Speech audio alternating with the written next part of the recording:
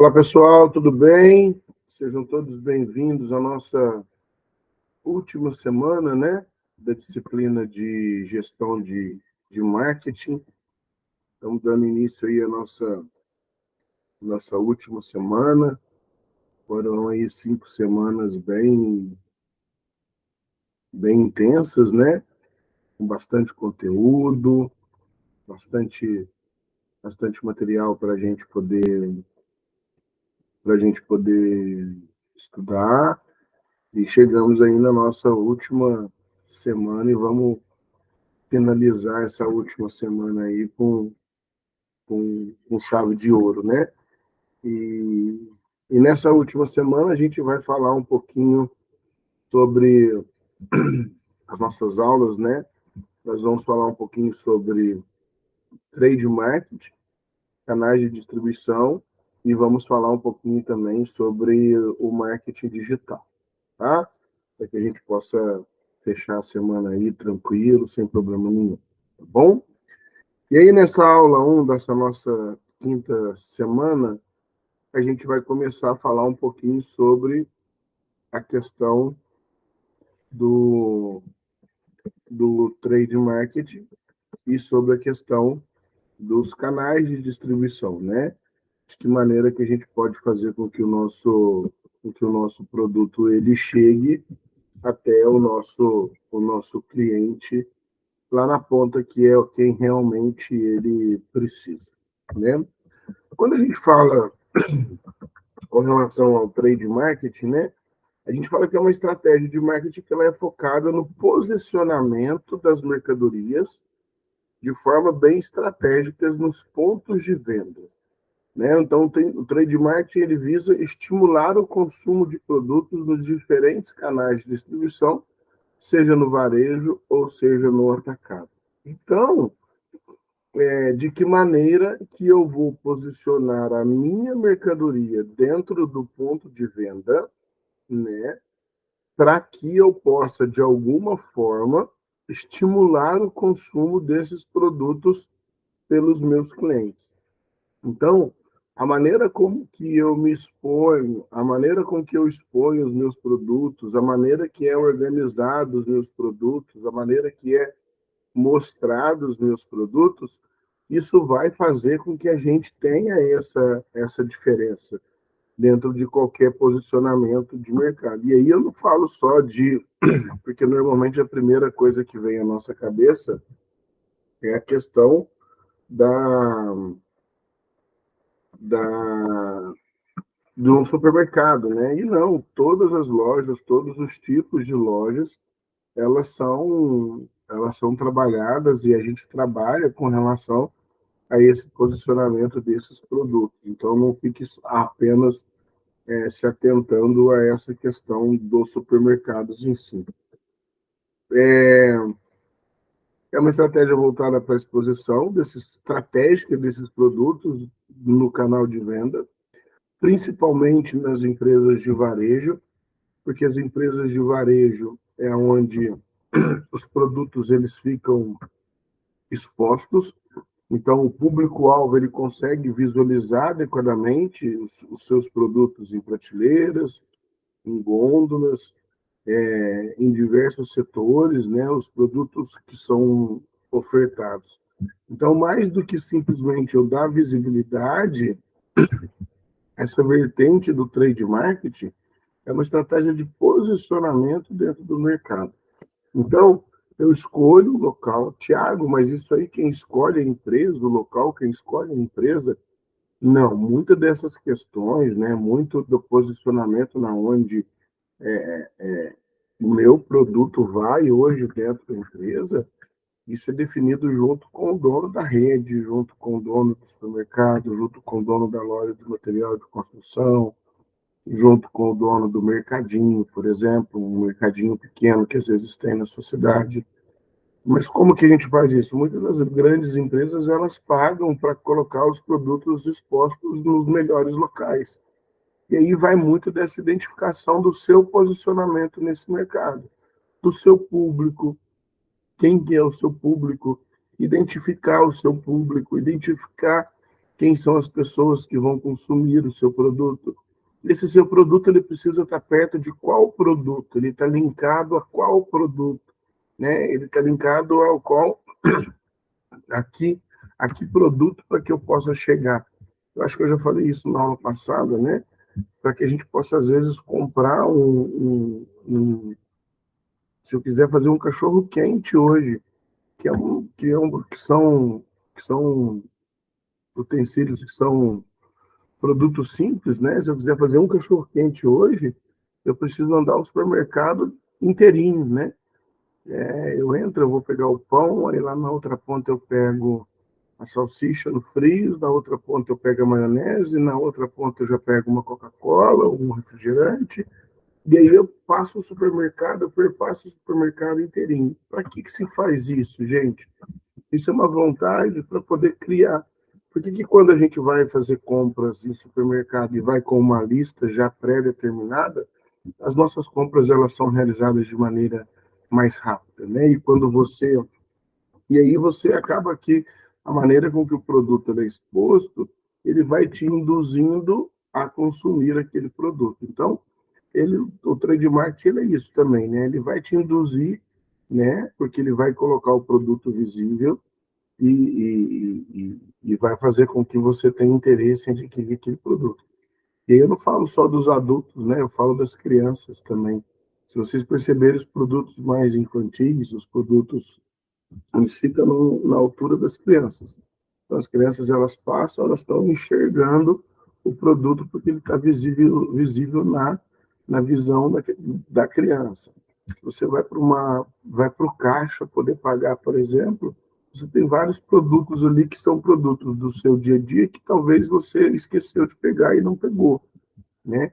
Então, mais do que dar visibilidade ao seu produto num lugar legal, numa gôndola legal, numa prateleira legal, em setores específicos, é ele te posicionar nesse mercado. Isso vai trazer esse diferencial muito grande. E qual que é o objetivo do trade marketing? É obter mais venda. Né? Por mais que seja basicamente a proposta principal de qualquer empresa, então tem outros fatores prévios que a gente deve atender, né? A exposição da nossa marca em varejista ela é muito importante. É o principal foco no que dá origem ao início de um caminho de bons resultados. Então, quando eu falo de logística, por exemplo, quando eu falo do início da cadeia de suprimentos, é no startar o produto. Quem vai startar é o cara lá que vai pegar o produto lá na gôndola.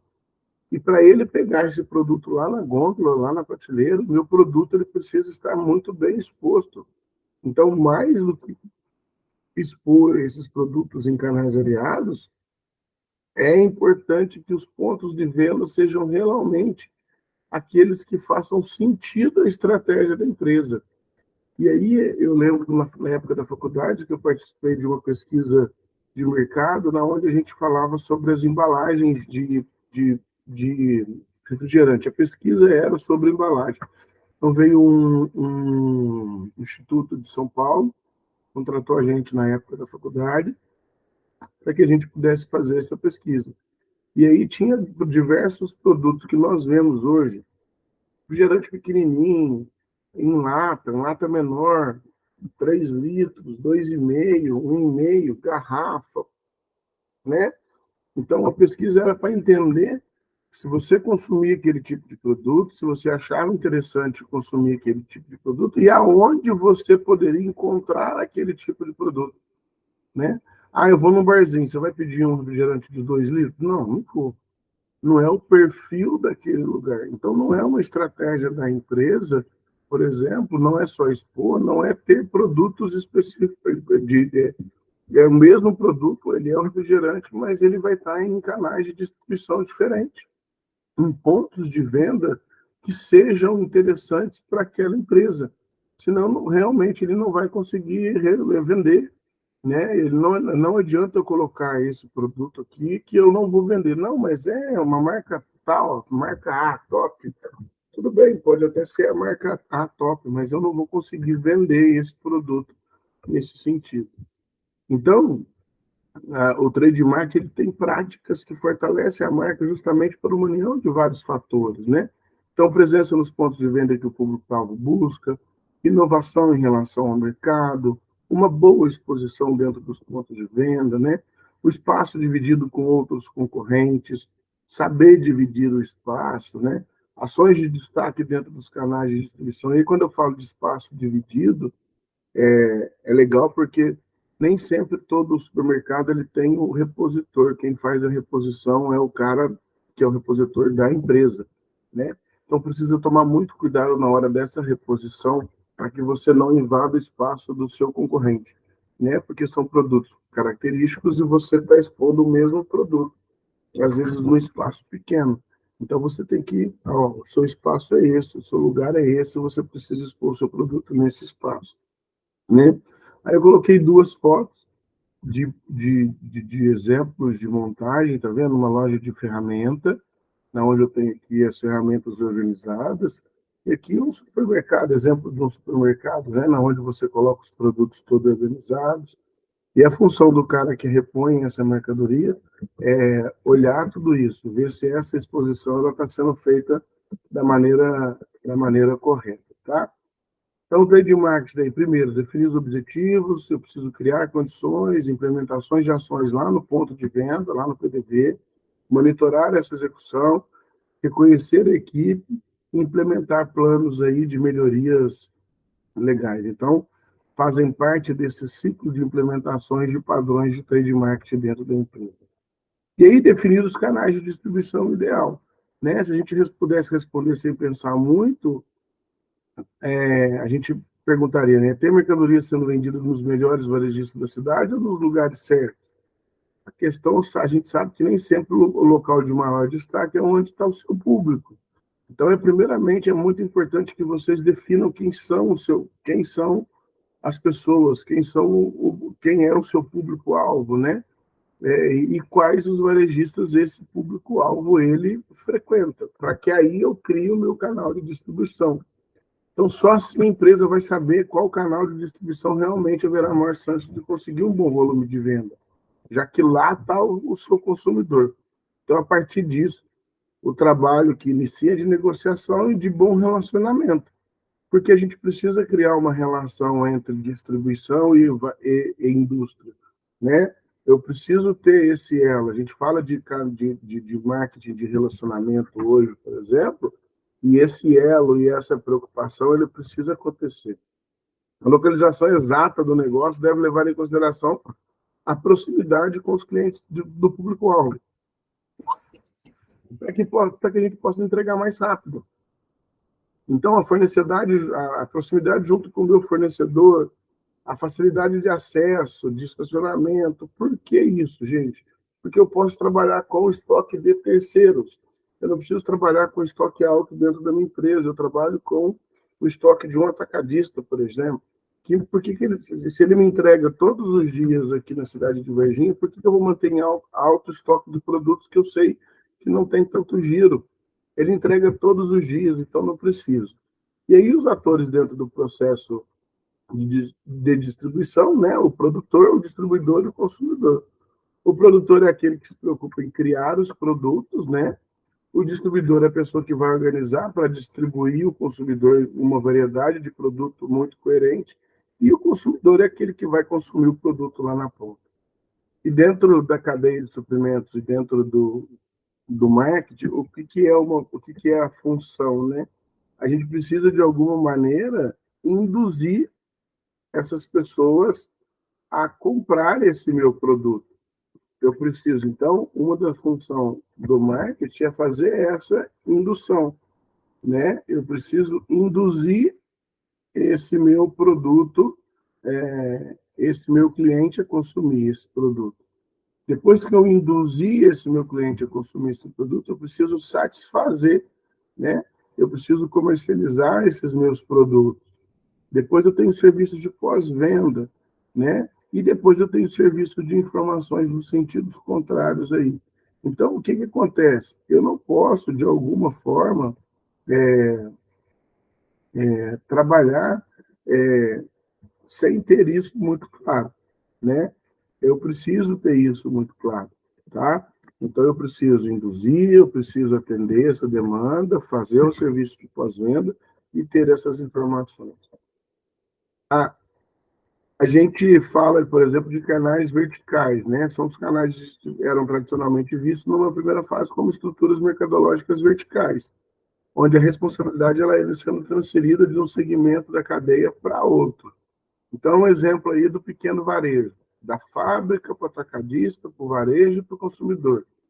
Do caso de um pequeno varejo. No caso de uma Avon, da fábrica, o setor de vendas, direto para o consumidor.